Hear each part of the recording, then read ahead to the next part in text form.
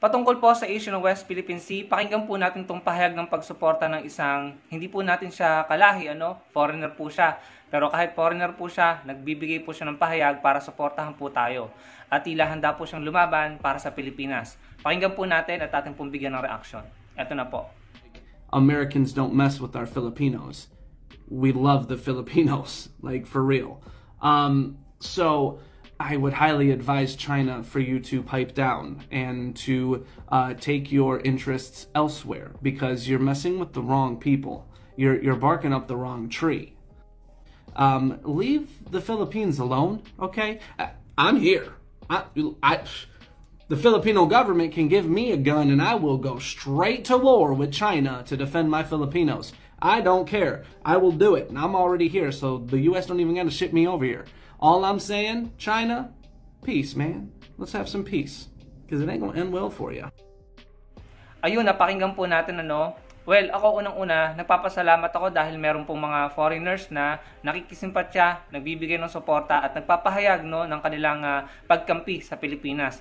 Marami pong mga bansa ang sumusuporta sa ating bansa, sa Pilipinas. Nandiyan ang India, nandiyan ang Japan, USA, Canada, Australia. Kung hindi po ako nagkakamali, pati France at iba't iba pang bansa, kaya nakakadurog ng puso, at nakakasama ng loob na may nakikita kang iba nating kababayan na talagang ipinagtatanggol pa ang China. Considering na yung ibang bansa nga po ay tayo yung kinakampihan at sinusuportahan dahil tayo po talaga yung biktima dito at ginagago po ng China, So, nakakatuwa na may mga ganyan nagpapahayag ng suporta sa Pilipinas.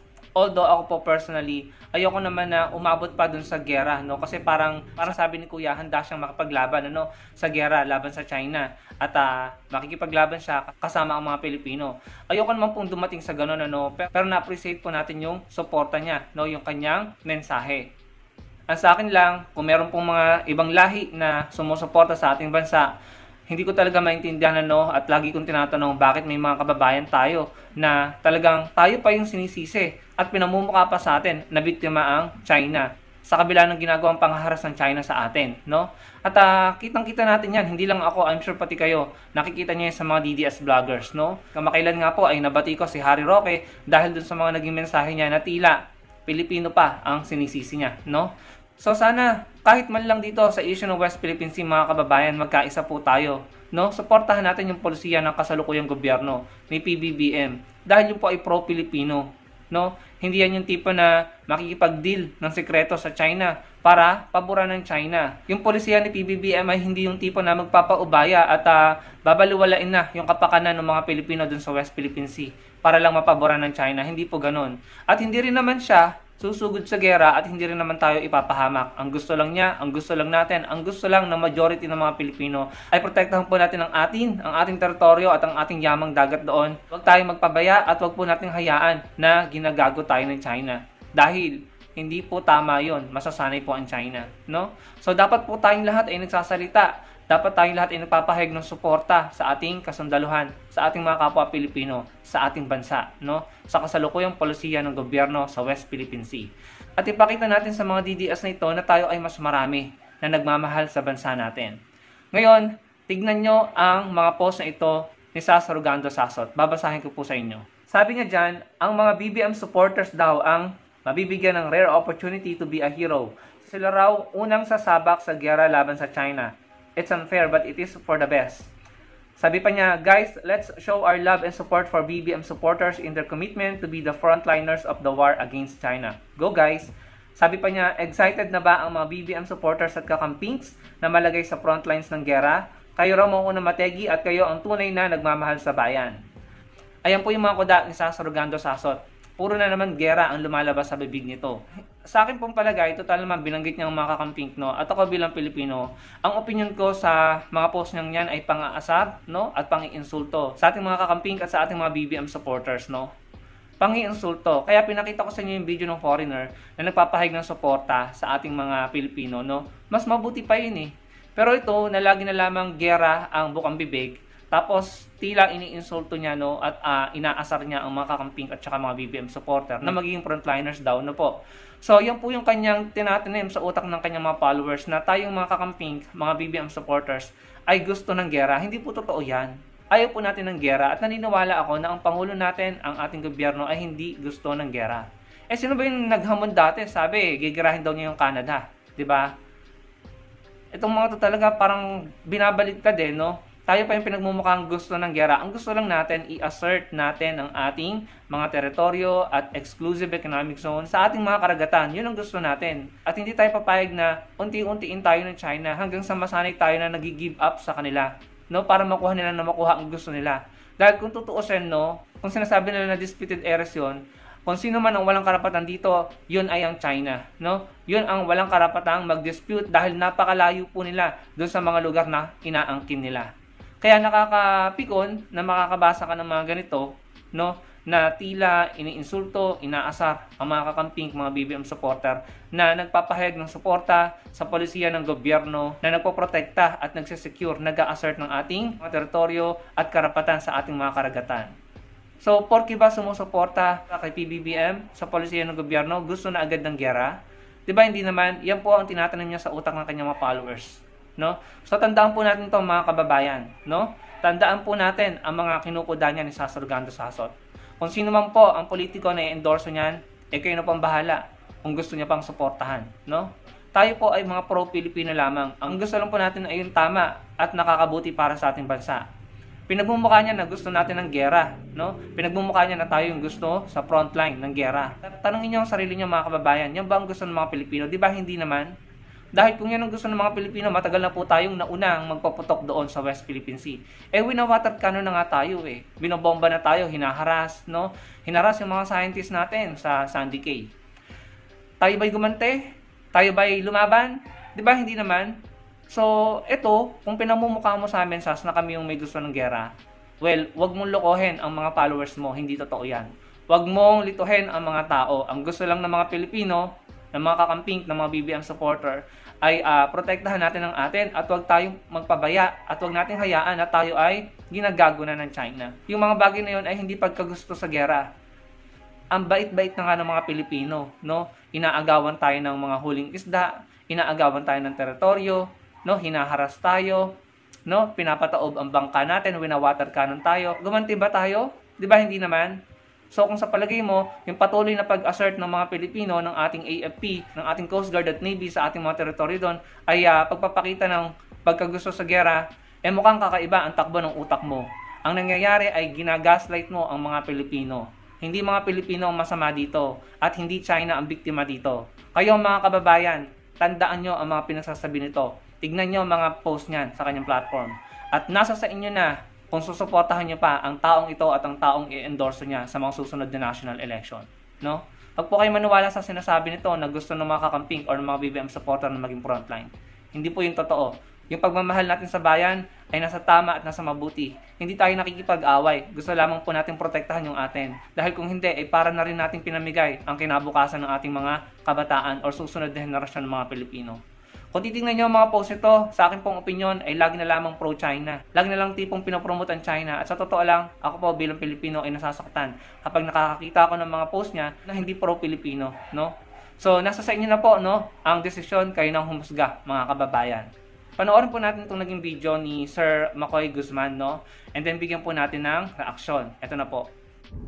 Tayo naman ngayon na magtatanong, no, about sa ating Vice Presidente. Dati lagi nilang kinakatsaw, tinatanong pag may nangyayaring mga problema sa Pilipinas, like mga halimbawa kalamidad, ganyan, tatanong nila, asan ang Presidente?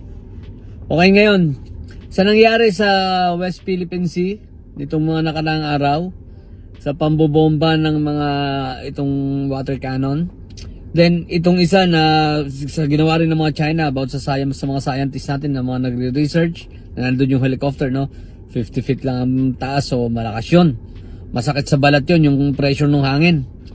Okay, ang tanong sa mga panahon yun, after na mangyari yun, nasan ang ating Vice Presidente, no? Asan ang ating VP? Wala siyang kahit anong statement, hindi niya kinokondena ang mga ginawang ito ng China. Vice President siya ng ating bansa, ha? Wala lang. Nasaan siya? Wala siyang sinasabing kahit ano. Silent ang ating Vice Presidente. So, kung makakarating siya ito, Inday Sara, nasan ka? Samantalang nung nag-rally ng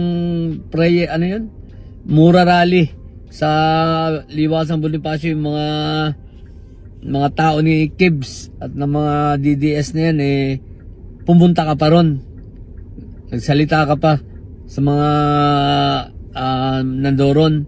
Samantalang ito, Vice Presidente ka, wala man lang sa iyong naririnig. BP Sara, nasan ka? Yan ang tanong namin. So, shoutout nga pala sa mga DDS dyan na asar na sa akin. No, ang dami na, may mga nagbabanta, nagpe-personal message, puro ko binabantaan. Nakakatuwa. Alam mo, ibig sabihin effective yung ginagawa natin, no, mga ka-BBM ko, kasi asar na asar yung mga DDS dyan at mga kampon ni Kibuloy, no, mga kulto ni Kibuloy. Anyway, shoutout sa inyo. Manatili kayong tulog, mga duwag, mga tamad at mga asa sa ayuda. So, bahala kayo sa buhay nyo. Basta kami, tusuportahan namin ang Pangulo. Magandang ginagawa niya. Tutulong kami para sa Pilipinas. Lalaban tayo para sa bagong Pilipinas. Salamat po. Bye! Ayun, napanood po natin, no? Ang sabi ng kapatid ni VP Sara na si Congressman Pulong Duterte, sabi po niya, "It is not the job of the Vice President or the Secretary of the Department of Education to demonize China or any country for that matter." Ayan. Ito po yung naging reaksyon ng mga Pilipino na nag-comment dun sa post na yon. Sabi ni Victoria, trabaho din ba niyang magbigay ng statement para kay Kibuloy? Sabi ni Roy, at di rin trabaho ng VP ang protektahan ng isang... ayan. Tanggalin na lang natin yung word kasi medyo ano. Sabi naman ni Juan Miguel, nobody's asking Sara to demonize China or any country. But people are expecting a strong verbal or even written statement of support from Vice President and a member of Cabinet kagaya ng ginagawa ng Pangulo at iba pang mga ehensya ng gobyerno. Bakit iwas pusoy pa rin ang Vice Presidenteng pag-usapan ng China at bakit kailangan pa na ang kuya ang magsalita para sa kanya? Sabi naman ni Ross, hindi trabaho ng VP at Deputy Secretary ang ipagtanggol si Kibuloy. Sabi naman ni Ruben, there's no neutral ground when it comes to defending our national territory. She doesn't do anything. She is the second highest official of the land and yet she does not do anything. She might not know her duty. Sabi naman ni Cecile, it is her job to defend the country in whichever way possible as the second highest official. Obviously, she doesn't know the meaning of patriotism. Yan ang sabi ni Cecile. Ayan po ang naging tugon ng mga netizens sa naging pahayag ni Congressman Paulo Duterte. Well, kung ako naman po ang tatanungin nyo, no, una sa lahat, si VP Sara, Vice President, DepEd Secretary, dapat po siya magpakita ng pagsuporta sa ating bansa, no? Considering na ginagago na po tayo ng China, no? Dapat po siyang magpakita ng suporta. Statement man lang, no, or pahayag. Dahil tinitingala po siya ng mga estudyante, ng mga elementary students natin, no? So, kung yung mga estudyante natin ay hindi makakaringgan siya ng pahayag ng pagsuporta sa ating bansa, lalo-lalo na sa pagdating dyan sa issue ng West Philippine Sea, no? Anong tatanim sa isip ng mga mag-aaral natin? Bukod dyan, si VP Sara po ay hindi lang basta Vice President at DepEd Secretary. Siya po ay Colonel ng AFP Reservist, no? Pwede nyo i-double check. Siya ay reservist ng AFP at Colonel po ang kanyang ranggo. So, expected po siya na magpakita ng pahayag ng suporta sa ating Coast Guard at sa ating Philippine Navy. Lalo-lalo na tayo hinaharas ng China doon, no? Pangalawa, Vice President siya. Sabi niya nga, suportado niya si PBBM. Di dapat magpakita siya ng suporta sa mga polisiya ng Pangulo sa West Philippine Sea. Expected yun sa kanya. Kasi Vice President siya no? Pero nakakalungkot nga po, no? Wala tayong naririnig na pahayag sa Vice President, no? Pero pagdating sa celebration ng anniversary ng Chinese Communist Party, nag-e-effort pa ang VP Sara para magmandarin, para lamang batiin ang China, no? Yun po ang malinaw na hindi trabaho ng Vice President. At yun nga, yung sinasabi ng mga tao, hindi trabaho ng Vice President na magbigay ng simpatya at pahayag ng pagsuporta sa isang inaakusahan ng kung ano-anong akusasyon na paglabag sa batas, no? May pang-aabuso pa sa menor de edad. Sobrang turn off, no? Sobrang red flag kay VP Sara. Ewan ko lang, no? Pero ang nakikita po natin sa survey ay number 1 si VP Sara sa presidential survey sa 2028. So siguro nakikita ng camp ni VP Sara na ito yung gusto ng mga Pilipino. I don't know. Honestly, I don't know. Para po sa akin may mali, no? Para po sa akin dapat nagbibigay siya ng pahayag ng suporta sa Pangulo, sa AFP, sa Coast Guard, sa Navy. At dapat kondenahin niya ang ginagawang pangharas ng China. Para po sa akin yun ang tama. Pero kung ang tinitingnan nila is yung survey, at number 1 pa rin siya sa 2028. So sa tingin ko, yung pagiging silent ni VP Sara sa issue ng West Philippine Sea is tinitake nila as nagugustuhan ng mga Pilipino. Pero po para sa akin at sa ibang Pilipino, I think mali yun, no? Kasi imagine, kung mananalo siya sa 2028, siyang magiging chief architect ng foreign policy ng bansa. Paano niya ipagtatanggol ang West Philippine Sea? Anong magiging polisiya niya? Pro-Filipino or pro-China? No? Magagawa ba niya yung ginagawa ni PBBM ngayon?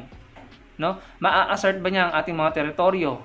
Mapoprotektahan ba niya ang ating mga teritoryo at exclusive economic zone sa West Philippine Sea at iba pang bahagi ng ating karagatan? No?